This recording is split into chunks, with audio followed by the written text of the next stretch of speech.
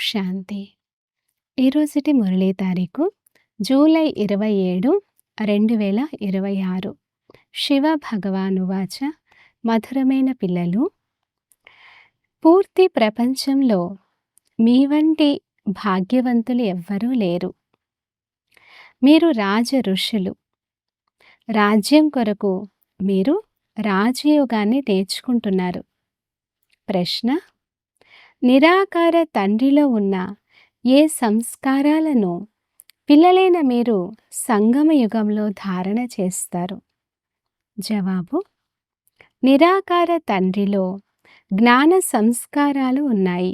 వారు మీకు జ్ఞానాన్ని వినిపించి పతితుల నుండి పావనంగా చేస్తారు. కనుక వారిని జ్ఞానసాగరులు, పతిత పావనులు అని అంటారు. పిల్లలైన మీరు కూడా ఇప్పుడు ఆ సంస్కారాలను ధారణ చేస్తారు. మమ్మల్ని భగవంతుడు చదివిస్తున్నారు, మేము వారి నుంచి విని ఇతరులకు వినిపిస్తామని మీరు నషాతో చెప్తారు. పాట చివరికి ఆ రోజు రానే వచ్చింది. అచ్చా, మధురాతి మధురమైన అపురూపమైన పిల్లలకు మాత్పిత బాప్దాదాల ప్రియ స్మృతులు మరియు గుడ్ మార్నింగ్. ఆత్మిక పిల్లలకు ఆత్మిక తండ్రి నమస్తే. ధారణ కొరకు ముఖ్య సారం. ఫస్ట్ పాయింట్: శ్రీమతానుసారం పూజ్యులుగా అవ్వాలి. ఆత్మలోకి ఏ చెడు సంస్కారాలైతే వచ్చాయో వాటిని జ్ఞాన యోగాలతో సమాప్తం చేసుకోవాలి. సంపూర్ణ నిర్వికారులుగా అవ్వాలి. సెకండ్ పాయింట్: శరీర నిర్వహణార్థం కర్మ చేస్తూ కూడా ఈ చదువును చదవాలి, చదివించాలి.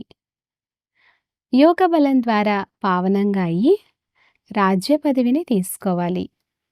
వరదానము: తమ శ్రేష్ఠ స్థితి ద్వారా మాయను మీ ముందు వంగునట్లు చేసుకుని హయ్యెస్ట్ పదవికి అధికారి భవ.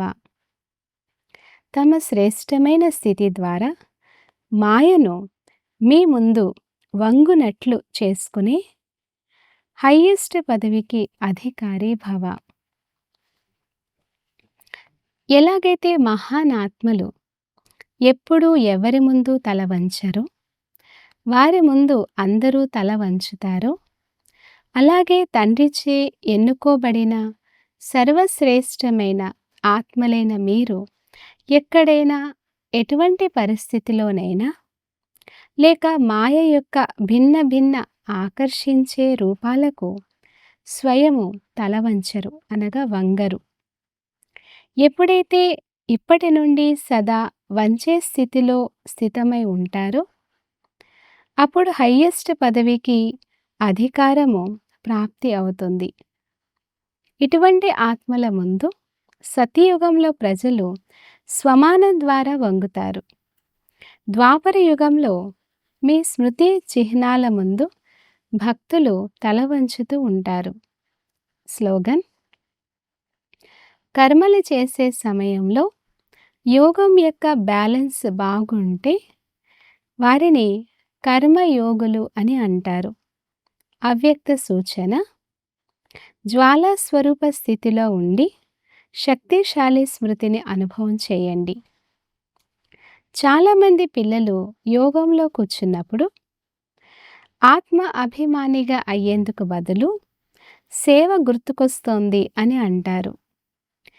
కానీ అలా ఉండరాదు. ఎందుకంటే చివరి సమయంలో ఒకవేళ అశరీరిగా అయ్యేందుకు బదులు సేవ యొక్క సంకల్పం నడిచినా కూడా సెకండ్ యొక్క పేపర్లో ఫెయిల్ అయిపోతారు. ఆ సమయంలో తండ్రి స్మృతి నిరాకారి, నిర్వికారి, నిరహంకారి తప్ప ఏది గుర్తుకు రాకూడదు. సేవలో సాకారంలోకి వచ్చేస్తారు. అందువలన ఏ సమయంలోనూ ఏ స్థితి కావాలో ఆ స్థితి ఉండకపోతే మోసపోతారు. అచ్చా, ఓం శాంతి.